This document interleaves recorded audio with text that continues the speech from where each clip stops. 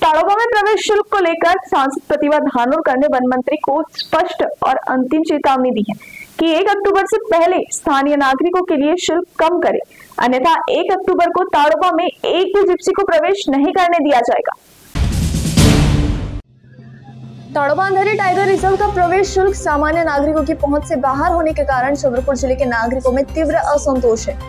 विशेषतः core Joan में शनिवार और रविवार को लगने वाला 12,600 रुपए का शुल्क स्थानीय लोगों के लिए ताड़ोबा दर्शन को एक स्वप्न बना रहा है। इस पार्श्वभूमि पर जिले की सांसद प्रतिभा धानोरकर ने वन मंत्री गणेश नाइक को कठोर शब्दों में पत्र लिखकर शुल्क में तत्काल कमी करने की मांग की है।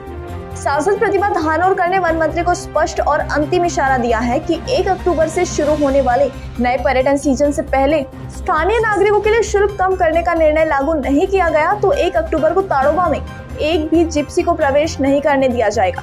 सांसद प्रतिभा धानोरकर ने स्पष्ट शब्दों में कहा है कि यह इशारा सिर्फ एक मांग नहीं बल्कि चंद्रपुर के नागरिकों के अधिकारों के लिए एक बड़ा और निर्णायक आंदोलन है। उन्होंने सरकार से अपेक्षा व्यक्त की है कि सरकार में इस गंभीर मुद्दे पर तुरंत ध्यान देकर स्थानीय लोगों को न्याय दे। आतापर्यंत आपण बघितलं असेल की ताडोबामध्ये आपण ताडोबा हे काही फक्त चंद्रपूर जिल्ह्यापुरतं मर्यादित नाही तर देश पातळीवरचे लोक हे ताडोबा पर्यटन क्षेत्र म्हणून या ठिकाणी येतात। 6,000ची एक सफारी आतापर्यंत होत होती, पण आता जवळपास 12,600 रुपये त्यांनी केले।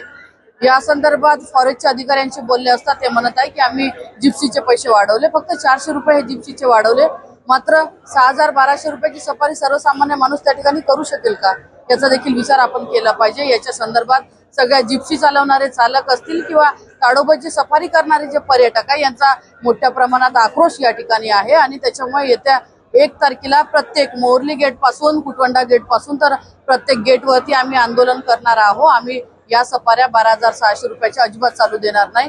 शासनाला देखील विनंती करणार आहोत, आदरणीय वन मंत्र्याला देखील विनंती करणार आहोत की ॲज इट इज सुरुवातीला जसं 6,000 प्रमाणे ही सफारी होती ती सफारी 6,000 पर्यंतच राहिली पाहिजे आणि लोकल जे जिप्सी चालवणारे लोक होते ज्यांना रोजगार मिळत होता त्यांना रोजगार कुठेतरी उपलब्ध झाला पाहिजे, त्यांच्या उपजीविकेचं जे साधन आहे ते त्यांना मिळालं पाहिजे। त्याच्यासाठी हा 1 तारखेचा मोर्चा आम्ही या ठिकाणी प्रत्येक गेटवर करणार आहोत।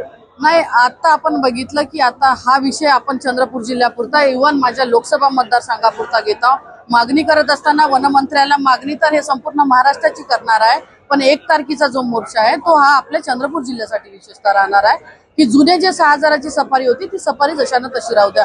12,600 रुपये आम्ही अजिबात देणार नाही।